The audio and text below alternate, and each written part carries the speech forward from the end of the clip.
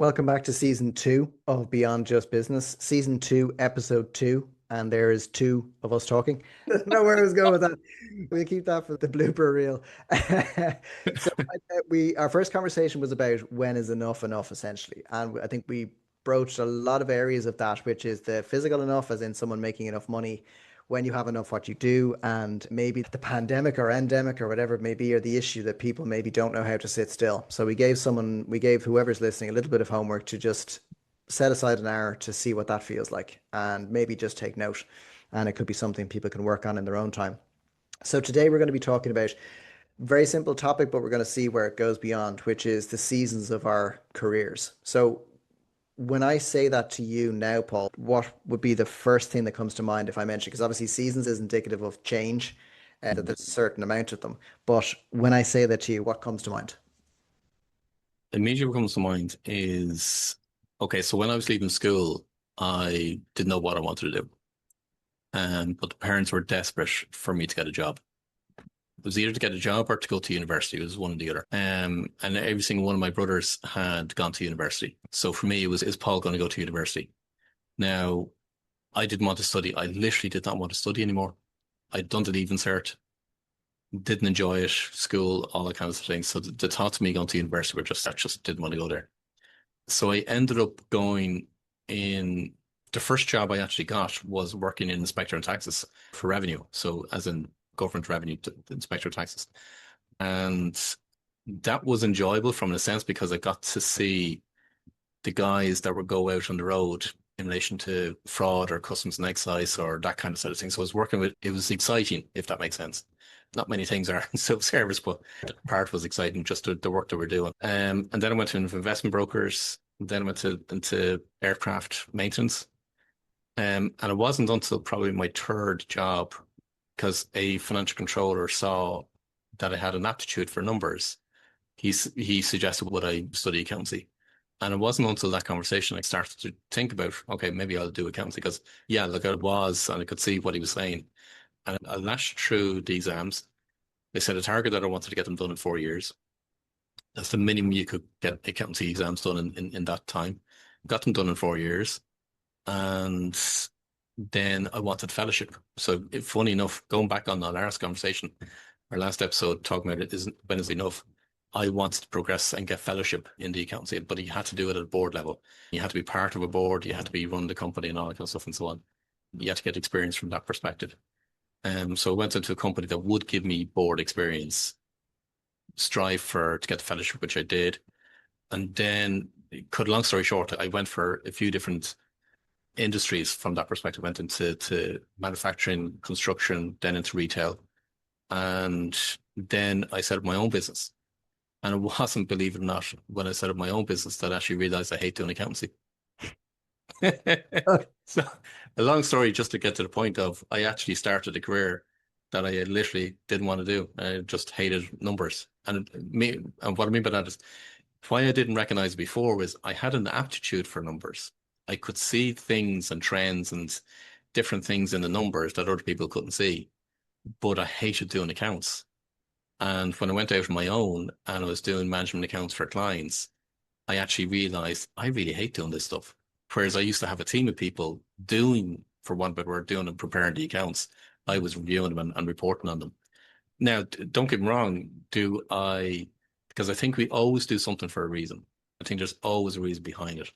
Do I regret doing the accountancy? Absolutely not. No, absolutely not. Because I went on and studied taxation. I had started doing economics and so on. So I always had a desire to learn that aspect of it. But it's funny when the more you fine tune as regards what you actually really enjoy doing, that's very different. So that's yeah, that's a long answer to your question. What immediately comes up, but yeah, that's what came up first. You heard it here first, people. An accountant who hates accounts. You're not alone. Anyone out there in business land who also hates accounts, even accountants hate it.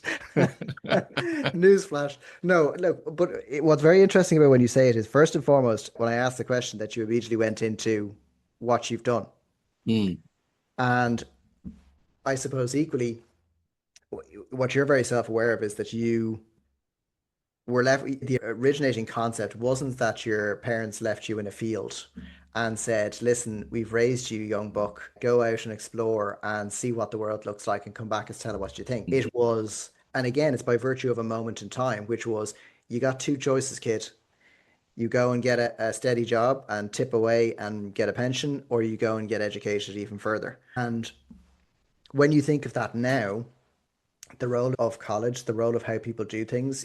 Okay, let's say in the last 20 years, you do have people that go on J1s and they travel the world and they go to Bali and whatever else to find themselves and spend money on trinkets that they bring back and whatever else. But I actually think there is no substitute for doing things and taking each one as an opportunity to learn what you like, what you don't like, what you have an affinity for, what you also have an aptitude for, that just because you don't like accounts doesn't mean it doesn't enhance what you do. And I think that's a skill set that you've now been able to fold in as part of your offering and as part of your advisory. But you're also keenly aware that it doesn't light you up. If you watch the movie The Accountant with Ben Yeah, Affleck, yeah, and he just has this weird way of doing it and whatever else. You only know it's like a menu. And I think if you imagine starting out, like I used to, when I think of being a kid, I suppose, let's imagine where we all assume, like I had just assumed that life was going to unfold in a way where, okay, you've done this, now here's your next chapter. As in, there's the page in your book, you've done this bit in school, much like someone says, okay, now you can do the alphabet, you're now going to learn to read, young man. Then you learn to read, and then you're shown books, and it's almost that these things are put in front of you. But there comes a point then when life has other plans that people stop putting things in front of you, but then you're meant to know what you're doing, which is counterintuitive. So I look at it and I think if you have a child who's trying to put together something with Lego and you just let them make a mess of it, they start off and it falls, they get frustrated, then they put the big bits to the small bits, and eventually they'll get something that resembles a structure. Okay, granted, you're not going to get planning permission for it, you're not going to be able to sleep in it, and it mightn't be very robust, but the concept is the same. mm, Because I think with the options you were faced with at a particular point in time, his dad died when he was young. He had a family of six, and the older ones in the group just took over the business and they had to just get on with it. And then when you imagine when you have a coffee with them now, one of them wanted to be an architect, the other one wants to do something else, all these other things that play out in different ways. But I also think that we can dismiss how these different experiences can enhance you later on in life yeah. by virtue of leaning on them as opposed to apologizing for them or wishing it was a different way. So if I could ask you a question, and it could be the smallest thing you ever did as a paper route, what was your favorite thing, favorite job or position that you can recall? It can be whatever. Yeah, the one I'll always go back to. But okay, no, there are two, but one in primarily was when it was aircraft maintenance. And that's when I really, sure you'll see all the planes behind me anyway. But it was highly technical. It was a really, I use this term as technical term. It's called the sexy industry. And I really do believe aviation is a sexy industry. It's an Mhm. interesting industry, let's put it that way, unlike accountancy. But I was hungry, let's put it that way. And I remember going in there and it was really funny because I was sitting at the back of the office with another guy and he was about to leave because I was taking over his job. And I had so much crack at the back of the office with this guy. I literally the guys used to constantly look around at the pair of us because all I was doing was laughing. And I was just enjoying the work I was doing, enjoying the banter and the bit of crack. And for any Americans listen to us, crack is laughter. Not cocaine. It's not cocaine, no. I remember one of the guys coming up to me and said, "We don't do this here," meaning we don't laugh in this office because if the boss catches you, you're going to be called up. But anyway, I just ignored it, just continued doing what I'd love to do. But I just saw how things could be done differently. I remember maybe it was just because I was the young buck in the office and I wasn't going to conform to how they were going to do things. I found how things could be done differently and better. Let me put it this way, they were still using pencil and eraser to write reports. That would give you how advanced they were. Whereas I brought in what was called at the time Lotus 123, which was the precursor to Excel that we know now. But then what transpired very quickly was the finance director of the company realized, okay, here's this young buck, but he's making waves. And I went through every single section within the finance department within that company. And it was more because I progressed faster than anybody else within the company. But it was an exciting industry. For me, it was a really exciting industry. And that continued throughout my career. Next job that I had in my mind that I really loved was retail. And the reason being is because we were growing retail stores. We went from 43 to 60 stores, and it was a 24/7 job, meaning that I was switched on 24/7. I loved it. And again, I felt it was a sexy industry because it was retail. And you really got to understand what is customer service all about. What is it that you can generate revenue with it within the business itself? They're the two that stand out for me in terms of jobs that I really loved. But it wasn't accountancy. That's what you'll find from the two of them. I was growing, I was building, I was putting in systems, I was improving things in both aspects. I was interpreting the numbers, but I wasn't doing accounts. That's the gas thing. Even though, so the reason why I'm saying that is because to go back to the very first question that you ask, are we building a career because we either follow what our parents' path was. So if even though they weren't, but if my parents were accountants, would I follow their path? Typically, you find that in the medical field or the solicitors side of things. Do we follow path because of our parents? Do we fall into a job? We mentioned in the last episode by Charlie Kirk because it's recent activity while we're recording this, and one of his debates was that the university was a scam. It is a scam, not was, is a scam. And I would absolutely, looking at all the people that I've come across, for the vast majority, they spend 4 years in college and they know pretty much less than what they went in with. And is that to say that university are there benefits from university? Yeah, if you want to have the social life and so on, that's the only thing I can see. And don't get me wrong, I did spend a bit of a stint in university and I studied part-time as well. So I had that understanding of the culture that goes around it as well.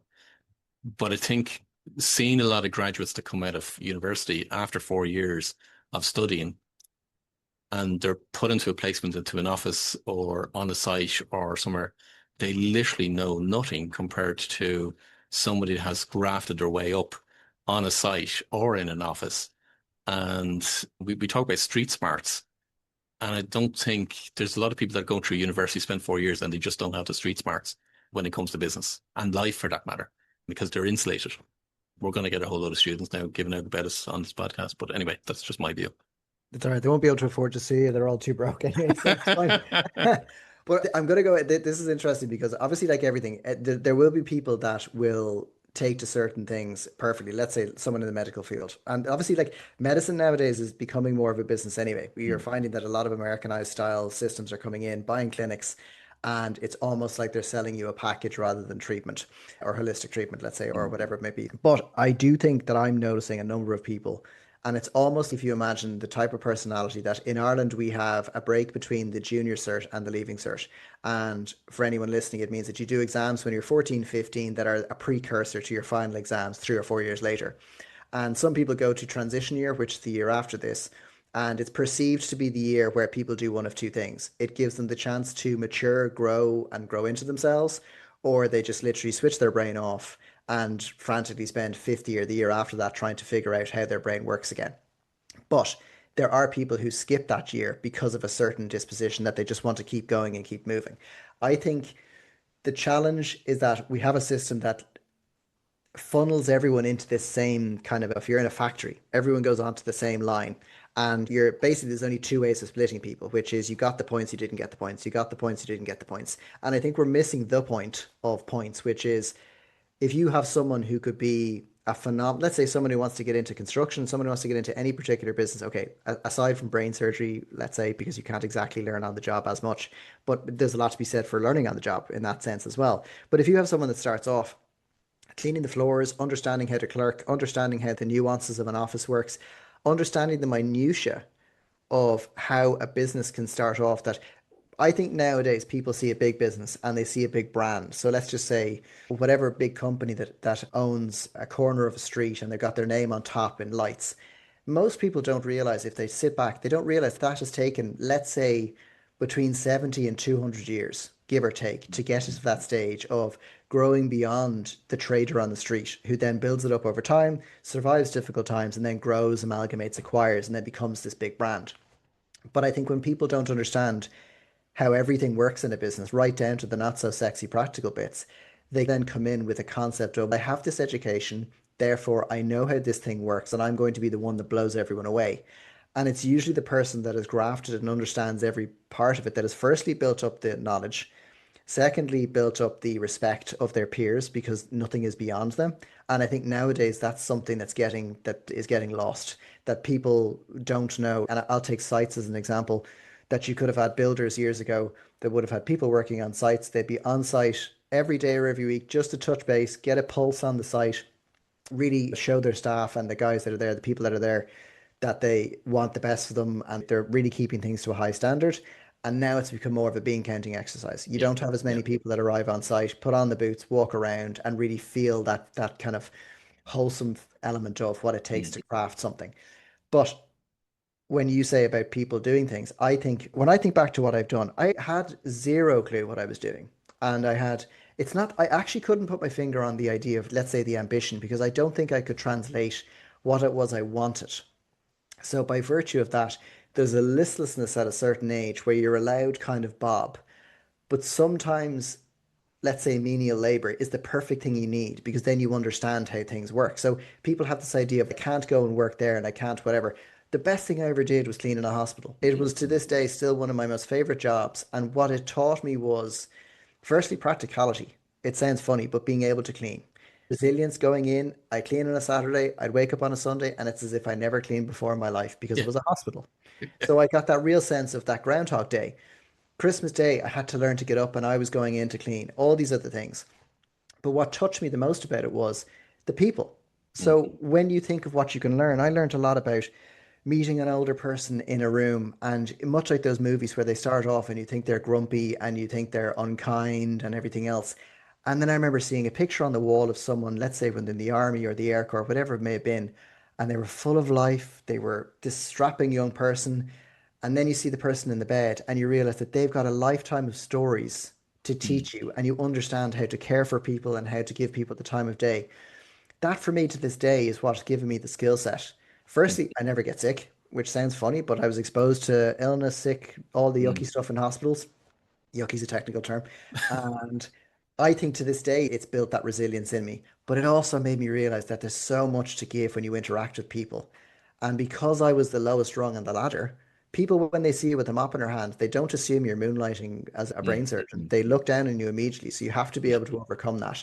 But then also when you level out and people for who they are. So that contraflow for me was 19, 21, 22, and they see me as a lowly cleaner. And then I was Mm. studying psychology, so suddenly I'm a level up in their eyes. Yeah. But what I used to think about was let's say they're a bag of bones in a bed, and you Yeah. just assume that they're just old. And then you see a photo where they were doing this phenomenal thing a number of years ago, and you realize they're a person too. Mm. So there was this contraflow of I was judging them being in bed or being elderly. They were judging me because I was cleaning the floor. And over the course of time, I realized that we were all the same in so many ways. Yeah. But I think had I just gone straight into had I spent 4 years insulated by doing nothing and not ever working and just being then cast into, let's say, a clinical setting where I had to work my way through, it's not to say there aren't people who don't shine like that, but it's almost is a conscription where you have to do Yeah. something. Yeah. Sometimes I think people should have to do some element of something to understand and appreciate Agreed. it, Yeah. even if they Agreed. run the other way. Yeah. Agreed. Yeah. Absolutely. So if I was to go back and ask you the question about I'm going to go back to the aircraft leasing because you never know, we might nab an aircraft leasing company as another sponsor someday. What was it that made you leave aircraft leasing or the Only, aircraft? yeah, it was actually only because I wanted the fellowship. Okay, So yeah, I qualified. I was there for 4 years, qualified in 4 years, and I knew I couldn't get fellowship in the aircraft company because the people above me weren't going to move. They were there for the next decade, okay, and I wasn't going to wait a decade. I had to get a company that I could get the experience in order to actually just get the title of fellowship, which is funny because all I was doing was striving for a title. So at the time, that was and I distinctly remember because my mum rang me with the results of my accounting exams in the office. I remember distinctly taking a phone call and she told me that I passed my final exams. And so I told everybody in the office, told my bosses and all that kind of things. And I distinctly remember coming back into my office and sitting down and saying, okay, so what's next? And what immediately popped into my mind was, okay, now I've got to get a fellowship. literally did not even get the time to myself to actually recognize the fact. But I remember that so distinctly, but I've used it so many times since then because now I actually purposely take the time out to experience as much as I possibly can experience and just stay in the moment as opposed to just trying to rush through the moment.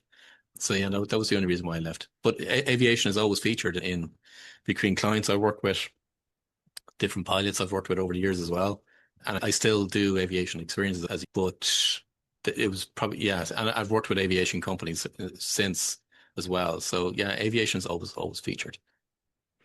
But isn't it interesting when you think of someone who's got a certain career position, job, whatever it may be, and you said it there that you didn't allow yourself the time to. And it's not that you need to take 3 weeks off and go to Boca Mm, to celebrate, but it's actually acknowledging the moment and saying, okay, we've now like this is nowadays the idea of okay, this is done now, what's next? And there's this real you can't pause or you can't yeah, think what just like some you could do something like I built a swing in our back garden. I could hate every minute of it, and then the swing is then built. And I've taken a moment like, what is it I like? What is it I don't like? What would I change? As opposed to, I built the swing, I've now got to build a shed, and now I've got to build a patio. When you stop and think about why we're doing things, I find it so interesting that nowadays it's as if life or people or society doesn't allow you to do that because sitting still is deemed to be idle hands and all that kind of yeah, stuff. yeah. But the lack of idleness also means that people are jumping from one subject to another or one area from another in terms of either experiences or achievements without the idea of what's making me like, why am I doing this? Mm, What is the driver behind it? And what's interesting when you say it is you were in a company with a particular purpose, but the thing you remember the most is the fun you had at the back laughing. yeah, And then yeah, you then decided to go do what you needed to do to get the fellowship. But then there was a period where you had this realization. So what's ironic is you've now gone back to where you went, but you've gone on your own terms. So you're working with pilots, you're working in the airline industry in some ways, but you're doing it on your own time and your own minutes and your own way of doing things that suits you. You're not going in because they have to have accounts done. yeah. So But you went a roundabout way to do it. yeah, yeah. But it's funny because okay, we're talking about careers and so on. And what jumps to mind is my son. And so he started off trained as accountancy, but he was trained in the firm, not industry. And I just knew that this isn't for him. But anyway, but that's what he went off and did. Lasted a couple of years, realized yeah, didn't enjoy it. Moved from there into a petroleum company, went from a petroleum company into a tech company. And the only reason, honestly, the only reason why he says it now anyway, that he went into the tech company was because he was paid stupid money, like seriously stupid money for the age that he was at and the level of qualifications that he had and so on.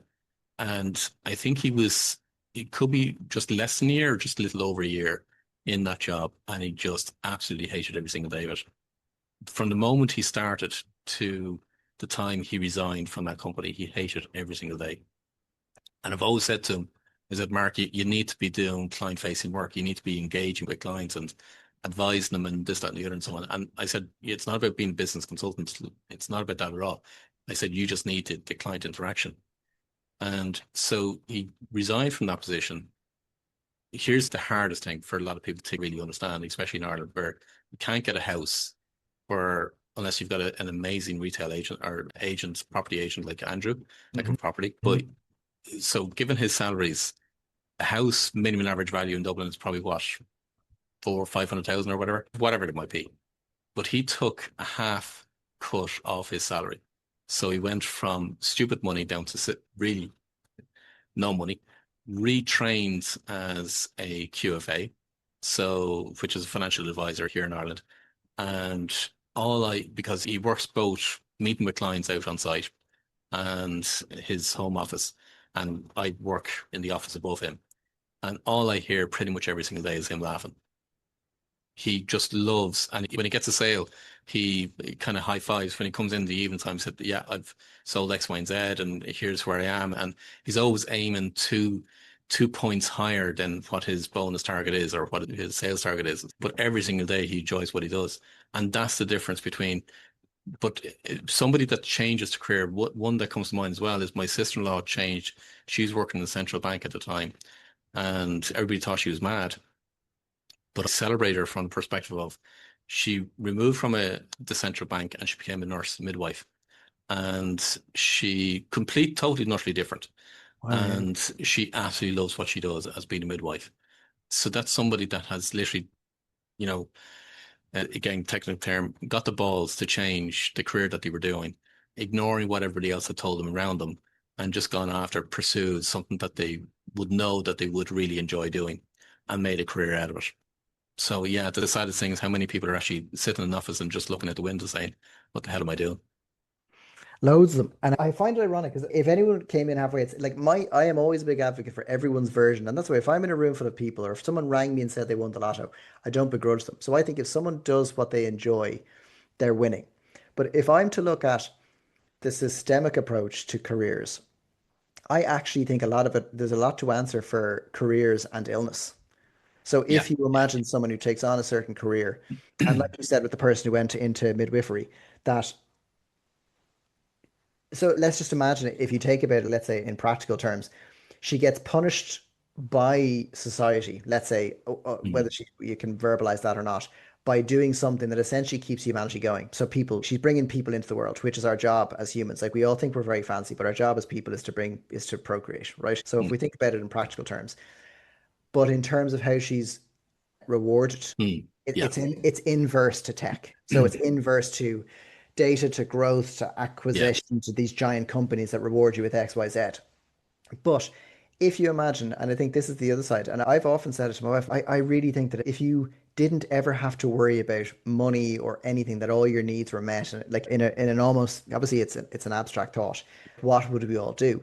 And I know it's like everything. There will be people who get paid great money and they basically sit in another version of a commercial hammock. So they look the part, they know when to say the right things, they know how to skew interactions where they look like they're doing something, but they're not. And then there's someone who is working their ass off, trying to do the best they can, and they're always in a state of stress. But I do think there's a lot to be said for that education piece from a young age. It's not that I ever want my kids to say, listen, kids, don't you ever worry about doing anything. I want you to be fulfilled and happy and live your life, and dad's going to foot the bill for the rest of your life. Don't you worry about that. No, it's not actually about that. I actually want my kids to see me suffer in ways, but to show them how you can overcome it Mm. and show that you're leaning into things that get you to have that really, like you said, that laugh downstairs from the office. Is like you're having conversation with people where we all put our pants on the same way, pretty much.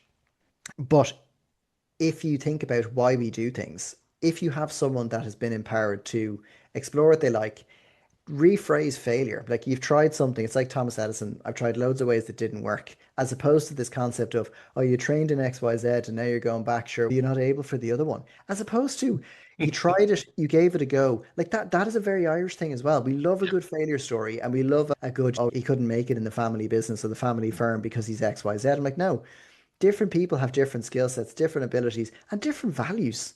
Yeah. Like my father's values, there'll be crossover with me, yes, but there'll be other things that just don't align with who I am, and that's what makes us all different.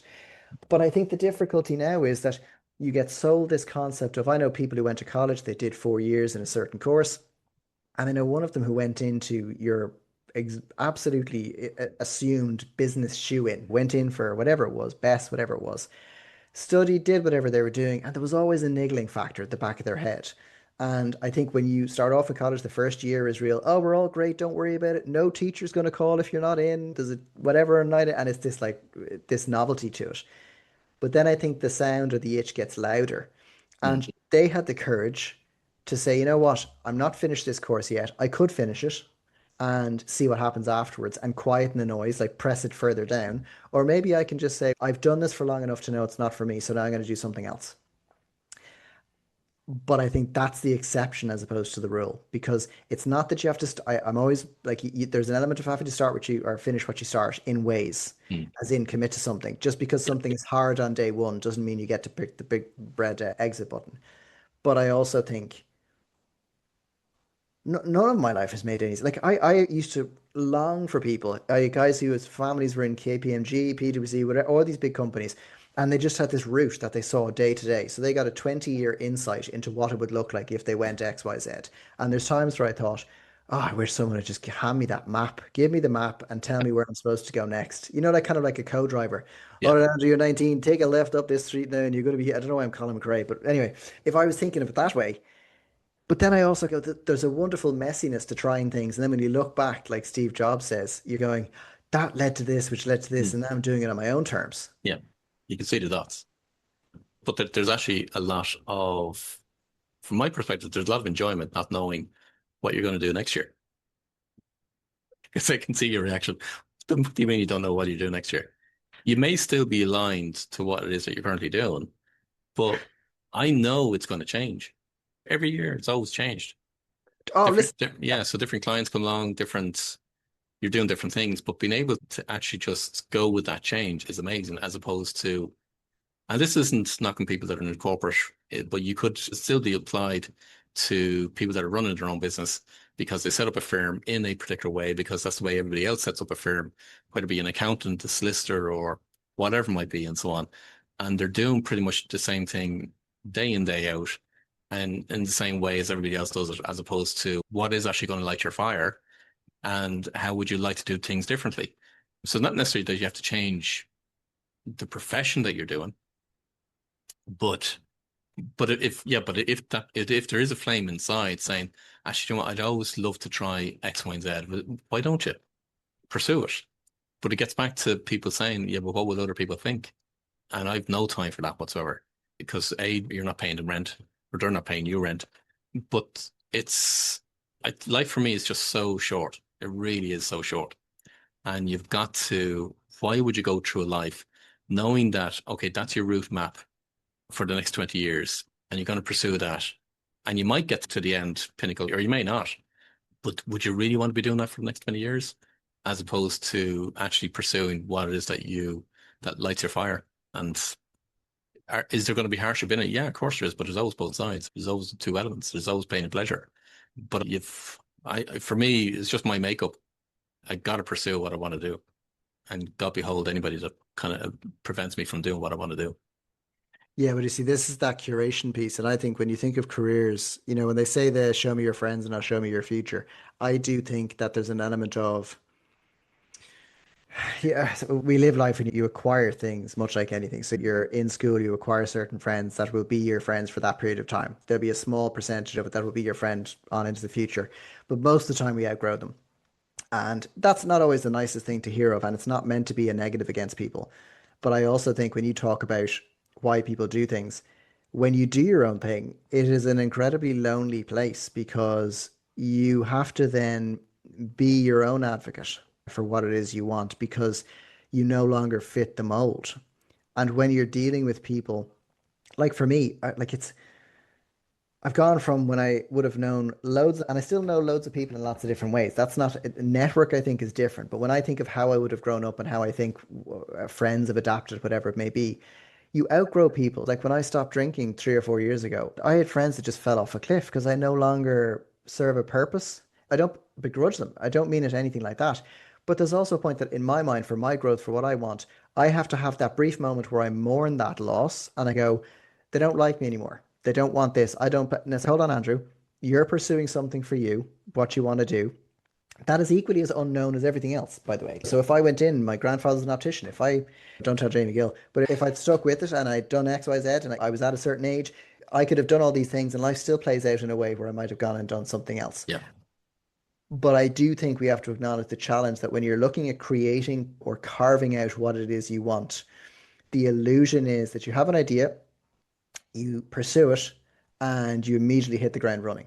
And I think I always go back to the this is your lifestyle theory that someone opens the big red book and they spend a minute and a half glossing over a decade of hardship. Oh, the such and such a period of time was a bit challenging. Yeah, it was difficult. Yeah, it's like almost like childbirth. You're kind of going, oh yeah, it was difficult. But in the moment, you're going, where am I going to make money? I don't know what I'm supposed to do. I've no friends. Is this business model working? Why did I copy and paste that? It's not who I am. And I think, like you said, you've got someone who just buys a franchise, whether they realize it or not, of an idea, like an accountant, solicitor, whatever it may be, but leaning into that unique way of trying what works for them. And maybe by scratching that itch, they'll create something different. So, like we say, we have another thing that we do, which is an event style thing that if you asked me on paper a couple of years ago, what would this look like? I said, I don't have a clue. But the thing I've often said with my wife is someone somewhere, it's now the 23rd of September, right? The world was supposed to end today. I'm not too sure what time. Were they saying the world was supposed to end today or something? Anyway, No, so that was aside the from that, 20th.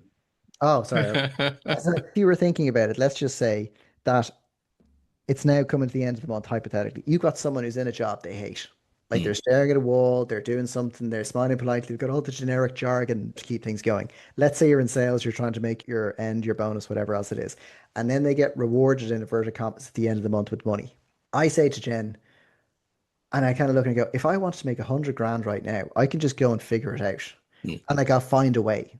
I think the other side of it is when you see the illusion of what money does and means and is as an exchange, you realize that when you do your own thing, you become more flexible in how you think about everything, which is I'm not buying a McDonald's franchise where I'm told to do a certain thing. So the difficulty is you have to learn. But then the other side is the freedom in doing things the way you want to far outweighs the safety net of someone paying me to do what they want me to do. yeah. Does that make any sense? No, it does. But what I also see is that because you can still get a business owner or a solopreneur or one or the other, if you want to call it that way, and they think they're doing their own thing because they're in their mind, they're running their own business. But in fact, all they've done is copied somebody else. That's all they've done. And because this goes back to your point earlier on, you've designed the business the way you want to operate, just as much as I've designed my business the way I want to operate. The things I love doing, the kinds of what I love working with, and the kind of work I love doing, and so on. But that's so people drop away in some respects because there's an element of being a pioneer that I'm not talking about pioneer meaning abstaining from alcohol. I'm talking about the pioneer in terms of doing something new, doing something differently. But what I always laugh at is that give it a couple of years and you look back and you find a whole load of people copying exactly what you've created because now they start to copy the way you do things or the way I've done things or that kind of things. And you can see it a mile away. They'll literally just copy the model or they try and copy what it is that you're doing, but they don't get it. They literally do not get it. They don't understand why you do certain things. They don't understand how you work, but you work in your unique way. I work in my unique way. Nobody can copy what I do. Like literally nobody can copy what I do because they don't know my thinking behind it and the reasons why I'm doing certain things. They'll try and copy, but it'll never be exactly the same. My message will be find out who you truly are, create the business the way you want to create it, doing the stuff that you love to do in a way that you want to operate. And that invariably will say, immediately people will say, okay, yeah, but I have to stick with the law society or I have to stick with the accountancy body or whatever it may be. And so on. In some respects you do, but in other respects you don't. Actually design your own map. You talk about having a map for the next 20 years. I'd say scrap that map and start fresh and say, okay, so what is it that you want to create now? So that's whether you're in a corporate life, whether you're in your own business or you're about to go into a new business or whatever it be, don't try and copy somebody else. Just design the life and design the business or design the career that you want to have, but it's got to be focused on what actually inwardly drives you as opposed to what you think will please somebody else or what you think will make you happy. You already invariably know what was actually going to make you happy. It's pursuing those aspects. So I think to leave people with that, I think, and one final thing to add to it is there is an element of suffering and lessons and hardship no matter what you do. But I Yeah. think there is nothing sweeter, and I genuinely mean this, that if there is hardship or suffering or challenges, but you're doing it for you, Mm, that to me, and I get emotional thinking about it. And the reason it really resonates with me is when you do something and it's really for you, you are building your own temple, house, whatever it may be, whatever, to what it is, the life you want to create. So everything you do is for you and not to hand it off to someone else in the hopes that they understand what you're about. So I think I'd implore anyone who's been listening to this, and this could be a small element. Like I've seen there was someone online who was a successful lawyer and they set up their own like manifesting style company where they're holding events and they're getting people to explore what all these things are. So there's a perfect example of someone who could have set up their own law firm and over a period of time they've crossed into the manifestation space. And it could end up becoming an events company. yeah. That's the other side Yeah. where Yeah. you're bringing people into a room and connecting. Yeah. But explore what that may mean to someone. And there's little micro changes someone could make in how they do things and how they live. And at the end of the day, no one is going to give you a medal for prescribing or subscribing to what everyone else tells you to do because there's no, at the end of it all, you have to be happy or you have to Mm. be content with what you tried to do. So I think that's an important way to leave it with people, to really basically just go for it in whatever form and rephrase failure. Like, I'm trying not to swear so I don't have to use an expletive in the podcast. But God Almighty, like, life is finite. There's so many endless opportunities, Yeah, and I think it's open for people to explore whatever their version of that is. yeah. But stay out of property and stay away from business consulting. 'Cause until episode 3, Paul, I'll talk to you then. Cool.